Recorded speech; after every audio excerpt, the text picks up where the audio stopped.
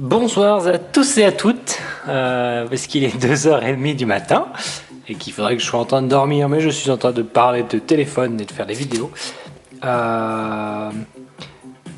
C'est une vidéo ce soir sponsorisée par le Coca-Cola d'Arthur, le fondateur de Faveus, qui fait que ça me permet de tenir debout. Et on va parler du BlackBerry 9780, c'est le Bold. Son petit frère est là, ça c'est le 9700. Alors, d'ailleurs, je commence cette vidéo complètement à l'improviste parce que je n'ai pas spécialement révisé les spécificités des deux téléphones, mais en fait, c'est pas vraiment le point qui m'intéresse le plus. Moi, ce qui m'intéresse de savoir, c'est comment ils fonctionnent au quotidien. Donc, j'ai testé pendant assez longtemps parce que si je vérifie mes mails, je vais voir quand est-ce qu'on me l'a prêté. Quand est-ce qu'on m'a prêté? On m'a prêté ça téléphone le 31 janvier. Nous sommes en mars, ça fait donc 2 mois. Parce qu'on approche du 31 mars, on est le 30. Que j'ai ce petit téléphone en prêt. J'ai eu le temps d'en faire le tour et de l'utiliser, de le faire tomber, de l'utiliser sous la pluie. Quand je vous dis de le faire tomber, je suis en train de l'inspecter moi-même et d'être surpris parce qu'il n'y a pas de traces. Alors, si on met dans la lumière...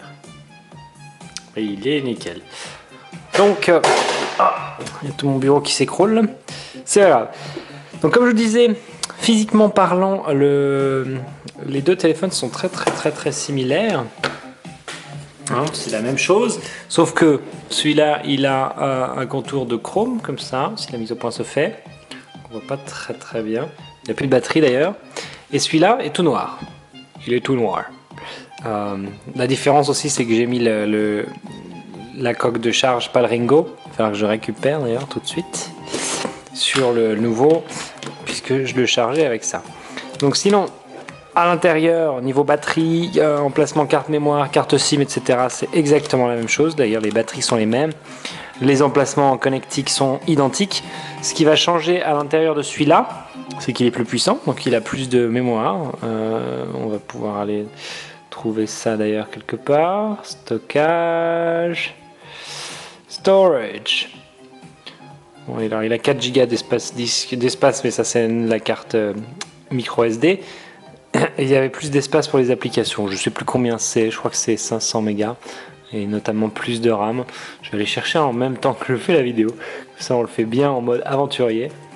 Mais comme je disais, les specs c'est pas vraiment ce qui est important, et on dit les specs pour les spécifications techniques. Ce qui est vraiment intéressant, c'est plutôt comment il se comporte au quotidien. En effet, quand j'ai mis l'OS 6, qui est donc la dernière version de BlackBerry OS sur ce téléphone, bah, ça n'a quand même pas aidé, ça faisait un peu ramer. Il faut savoir que sur le 9800, ça passe beaucoup mieux. Le téléphone est très réactif. Tout va bien. J'ai effacé les mails, mais on a les notifications Twitter qu'on va pouvoir aller voir. Tac.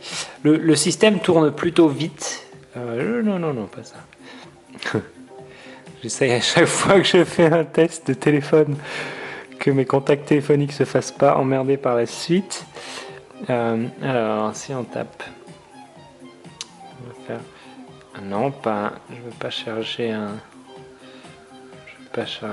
Outlook, je vais charger Gonzague. .me en 3G. Voilà. Alors, bon, le navigateur internet est le même que celui qu'on avait pu voir dans l'OS 6 sur le 9700. Ça tourne un peu mieux, c'est-à-dire que comme il y a plus de mémoire vive, le téléphone arrive à mieux fonctionner. C'est vrai que c'était une des lacunes du mobile. Quand on charge des pages un peu lourdes, il affichait qu'il n'avait pas assez de mémoire vive pour les charger. Bon, ça reste pas l'expérience de surf qu'on peut avoir sur un iPhone ou un Android. Il ne faut pas se faire d'illusions. Regardez, c'est joli. Moitié de ma page qui charge. Je comprends pas trop comment le moteur de rendu fonctionne, mais bon, peu importe.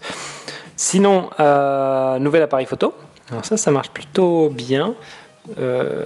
L'appareil photo, par contre, comme les anciens... Est-ce que j'ai une jolie photo? Oui. Bon, il fait des photos qui sont absolument nickel en extérieur, mais de nuit, j'ai fait un truc. Mais je l'ai pas gardé parce qu'on voit rien.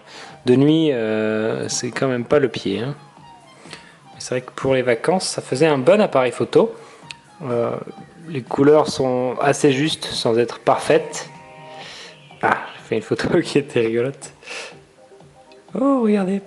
Bon voilà, à part les photos, il n'y a pas de changement majeur, on a toujours un très très bon clavier. Je suis passé depuis peu sous Android avec un Nexus S et un Optimus 2X que LG a la gentillesse de me prêter. Mais il n'y a pas photo, le clavier physique ça reste quand même génial. Donc pour l'instant je vais garder les deux garder les deux, celui-ci et celui-là pour combiner le meilleur des deux mondes. J'ai pas reçu la boîte normale du téléphone, c'est-à-dire que j'ai reçu un emballage comme ça, qui est plus une espèce d'emballage de prêt. Donc de ce qu'il contient, j'en déduis que la boîte contiendra la même chose que les BlackBerry d'ordinaire, c'est-à-dire un kit main libre qui n'a rien d'extraordinaire mais qui a la bonne idée d'être là, et puis le câble USB, micro USB, ainsi que le chargeur. J'en sais pas plus. En plus d'ailleurs les emballages contiennent des choses différentes selon les opérateurs. Certains opérateurs mettent des housses en cuir par exemple et d'autres non. Des housses en cuir. Voilà, il est très très beau, hein. Mais bon, ça, je pense que vous n'avez pas besoin de mon avis pour vous faire une idée sur le sujet, hein. Si vous aimez un mobile, c'est avant tout votre goût et pas le mien. Il est très léger et puis vraiment résistant, c'est dingue parce que je me souviens de l'avoir quand même fait tomber à de nombreuses reprises. Et il y a juste une petite marque sur le côté, mais c'est infime. Le système tourne bien, je regarde ce que j'ai oublié, mais je pense vraiment rien. Maintenant que j'ai un Android, par contre, mais il est évident que au niveau application, on sent forcément un retard. Alors le retard, on le sentira pas si on n'utilise que des applis BlackBerry et qu'on fait jamais rien d'autre. Mais par exemple, si vous utilisez Google Maps sur ça et sur un Android, vous allez pleurer en revenant sur le BlackBerry, hein. C'est en 3D sur l'autre téléphone, il y a les bâtiments, c'est vectoriel, il y a tout un tas de trucs dans les applications des compagnies aériennes par exemple, c'est de la blague. Tout un tas de trucs qui font assez mal au cœur. C'est normal que les sociétés qui développent des applications se tournent vers des plateformes plus attrayantes et qui ont plus d'utilisateurs. Mais je pense que BlackBerry a du boulot à faire pour motiver les gens à développer. Alors il reste 1% de batterie, donc si la vidéo coupe, on ne sera pas surpris et je continuerai par écrit. Je donne plus qu'1% de batterie sur mon appareil photo. Oui, c'est vraiment live, je n'avais pas rechargé mes batteries. Donc voilà, j'ai un peu fait le tour. C'est un BlackBerry avec un bon OS de BlackBerry comme ils savent faire. Mais je pense que BlackBerry est un peu en train de prendre la voie de Nokia, c'est-à-dire beaucoup de retard sur l'écosystème.